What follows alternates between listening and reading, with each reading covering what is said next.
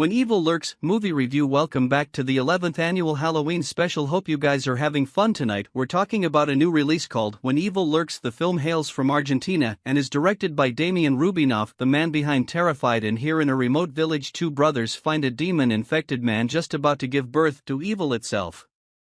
They decide to get rid of the man but merely succeed in helping him deliver the inferno. That's the logline that's on IMDb. But trust me, the movie goes much deeper than that. I had never heard of this film before. People were just saying it was good, people that I trusted, and so I went to a theater 45 minutes from my house tonight and saw it. I was the only person there. It was the very last showing before everything closed, and this ended up being one of the most brutal and vicious movies I've seen in years. The film holds nothing back. In an early scene, a character that isn't normally given such a gruesome fate in a movie is, and from then on I was like, alright, I guess everyone's expendable, anything can happen. I have no idea what to expect, which is unfortunately a very unique feeling to have when watching a movie, because we're so accustomed to how these things play out, and not that we can predict everything, and not that we don't sometimes give ourselves over to a movie and just let it wash over us, but you sometimes get to the ending of the film and you're like, well yeah, that's how it would have happened. I guess I've seen that many times, and that's how movies play out. When Evil Lurks doesn't feel that way at all. The film is breathlessly paced. Our hero, if you can even call him that, is running from terrible event to terrible event, jumping into his car and driving to yet another awful event. It's just terrible shit followed by more terrible shit. But I mentioned that you can't really refer to this guy as a hero because in so many ways he's not. In the movie deals largely with consequence, since the results of really poor decisions in life are coming back to haunt you. The film does an excellent job at keeping information from us. It holds us at bay. Quite often we learn things as the characters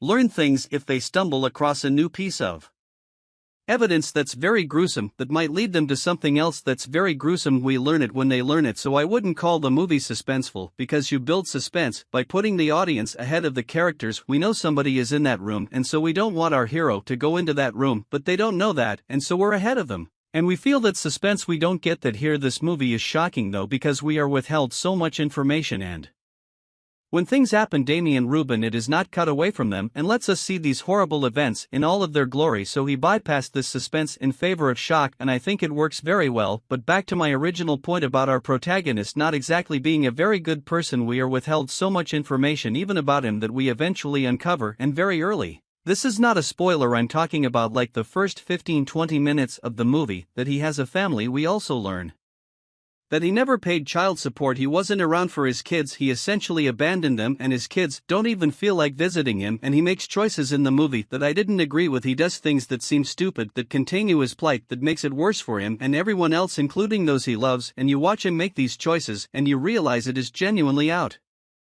of ignorance. He's not a smart man and he makes poor choices. But what's different here from a protagonist in, say, a very familiar cliché horror movie that consistently makes stupid choices that anger us when we watch them, is that he genuinely believes he's trying to do the right thing, but he keeps screwing up. And I found that to be an amazing risk that has been taken with his character that paid off, because the film also keeps punishing him for his awful choices. Now the logline says demon infected, and the characters in the movie refer to some of these really grotesque things they come across as the possessed. And if I were to say that this movie is about possession or about demons, you might get an idea of what the film is like in your mind based off of every movie, including one that's out right now, and it's not like that at all. I almost don't want to say it's a possession movie, even though kind of technically it is in a way, because it feels more biological, but I will say that out of the two movies that are currently out in theaters, this one in a limited release and the other one an extremely wide release, and just happened to be number one at the box office last weekend, that also deal with possession, I would say you see this one. This one is the one to see out of those two films, along with the risks that he's taking with his lead character. He takes equal risks in potentially angering audiences by lingering on some violence that truly is shocking. There are 3 moments in this movie that made me actually like vocally exclaim out loud. Again, I was the only one in the theater, so I felt comfortable doing so, but usually my jaw doesn't drop when I watch a movie, and it happened here twice. A couple of years ago I mentioned that I have a pretty strong stomach when it comes to horror movies. Texas Chainsaw Massacre, the original, is one of the only movies that I cannot eat while watching. I mentioned that in my review of that film. Most of the time though I can watch anything and have a sandwich in my hand and a drink, and the other doesn't bother me. This movie, though it enters into that rare collection of movies that I will never eat while watching. There are some extremely nauseating images in this film that will stay with me for a while, and I did not enjoy it. It's good. I'm not saying that like it's bad just because it was gross. It's grossed me out, and the director does not want to cut away from some of this shit. He wants you to look at it and be like, isn't this disgusting?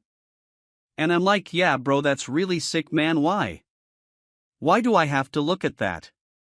But what's great about it is that despite the sickening visuals and the gore and the shocking images that are in the film, it does get to you on an emotional level. The film is very deep, and it explores how a man that's made all the wrong choices in his life might start reaping the consequences of those choices, and like a lot of great horror films, doesn't really provide an easy way out. It's playing in a limited release right now. It's going to be on Shudder later this month, but please do try to see it in a theater. You don't get a chance to see films like this in theaters that much. I know VOD is tempting, but just go to the theater and support this. It's worth it. It's really is nasty man. It's gross movie, but it's good. I liked it guys. Thank you so much as always for watching. Look forward to more videos in the 11th annual Halloween special coming your way very soon. And if you like this, you can click right here and get stuck immunized.